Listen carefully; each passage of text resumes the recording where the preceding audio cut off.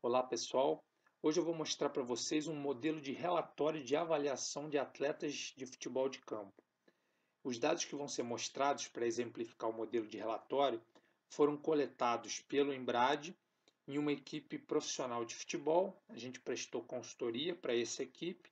Evidente que aqui a gente não vai mostrar o nome da equipe nem o nome dos jogadores para não revelar dados, confidenciais dessa equipe. A primeira página do relatório mostra a categoria, nesse caso foi uma equipe profissional de futebol, e mostra também a data em que os testes foram realizados. Na segunda tela está sendo mostrada a programação dos testes. Então, na parte da manhã, foi feito salto vertical partindo do agachamento sem o auxílio dos braços. Depois, foi feito salto vertical contra movimento sem o auxílio dos braços.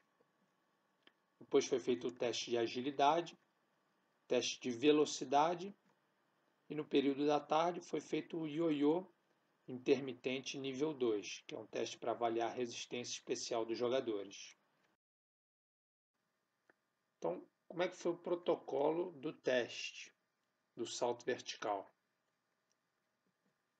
O atleta parte da posição de semi-agachamento, ele deve realizar o salto estando com as mãos apoiadas na cintura. Ele realiza 3 saltos com um intervalo de 2 minutos e considera-se o valor da média dos 2 melhores saltos.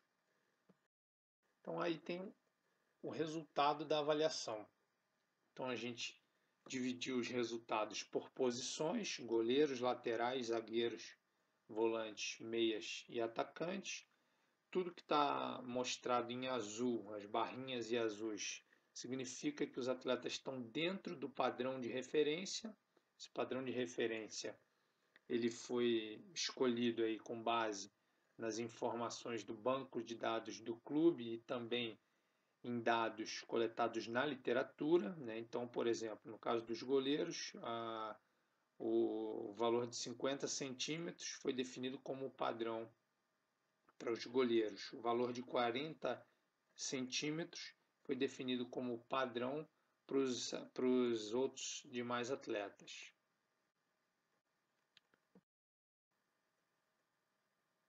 O salto vertical contra movimento sem o auxílio dos braços, como é que foi feito?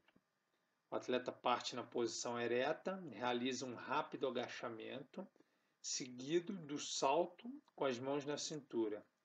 Ele realiza 3 saltos com intervalo de 2 minutos e o valor do teste é a média dos 2 melhores saltos. Novamente, o relatório segue o mesmo padrão visual, utilizando cores e os padrões de referência. Então, outra coisa também interessante notar é que a gente classifica o resultado dos testes em cada uma das posições em ordem decrescente. Então, sempre a barrinha maior é mostrada à esquerda, que são os maiores valores, e as barrinhas menores são mostradas à direita. Então, também isso facilita a rápida visualização dos dados. Interessante notar que nesse teste aí, a maioria dos atletas dessa equipe especificamente está abaixo do padrão. Então, somente poucos atletas atingiram aí ou estão dentro do padrão de referência. Então, o teste de agilidade, como é que foi feito? Foi feita uma marcação no campo com as estacas. O teste foi cronometrado com a utilização de uma fotocélula e o atleta realizou 2 vezes o percurso de zigue-zague com intervalo de 2 minutos. Então ele fazia uma vez o percurso, esperava 2 minutos e aí repetia, e o valor que foi considerado foi a média das 2 repetições. Nessa equipe especificamente, todos os atletas ficaram abaixo do padrão de referência, então é um ponto aí a se pensar, para a programação de toda a preparação física dessa equipe. Teste de velocidade de 20 metros.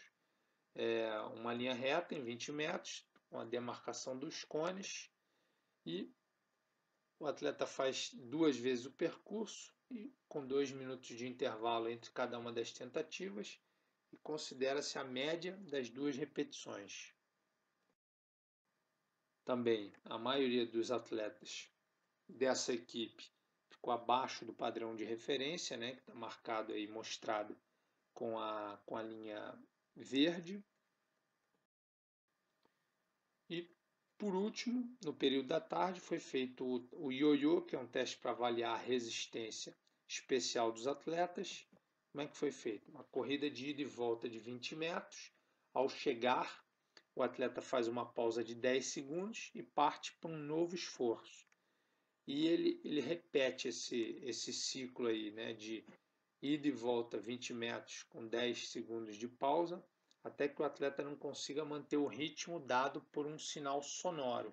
Então, exemplificando aí, o atleta vai e volta, pausa de 10 segundos, vai e volta, pausa de 10 segundos, ele repete isso, até não conseguir mais manter o ritmo do bip.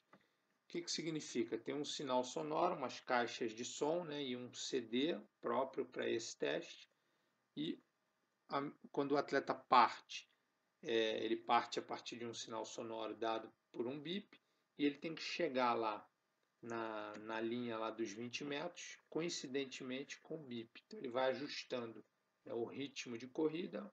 A partir do momento que ele não consegue mais cumprir o ritmo da corrida, e chegando junto lá com o sinal sonoro, o atleta é eliminado do teste. Nessa equipe especificamente, é interessante notar que a maioria dos atletas ficou dentro do padrão de referência para o teste de resistência. Alguns atletas estão muito acima do padrão, né? E interessante contrastar essas informações com as informações dos testes neuromusculares, né? Os testes de salto e os testes de velocidade, que a maioria dos atletas ficou abaixo do padrão. Então, o que esses dados de cara já mostram para o pessoal da área técnica?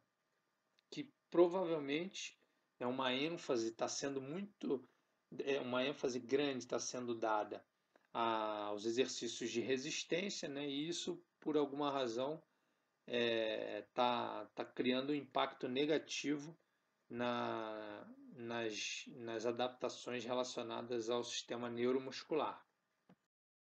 Na última página do relatório é mostrado um quadro com todas as informações agrupadas, né? Então, na primeira coluna a gente tem o nome dos atletas, na segunda coluna a posição, seguido dos dados do teste de salto vertical sem o auxílio dos braços e os valores em centímetro, salto vertical contra movimento, também com os valores em centímetro, depois a coluna mostrando o teste de agilidade, os valores expressos em segundos, o teste de velocidade em 20 metros, também os valores expressos em segundos, e por último, o teste de ioiô intensidade 2 e os valores expressos em metros. Bom, pessoal, espero que vocês tenham gostado. A gente se vê numa próxima oportunidade. Um abraço.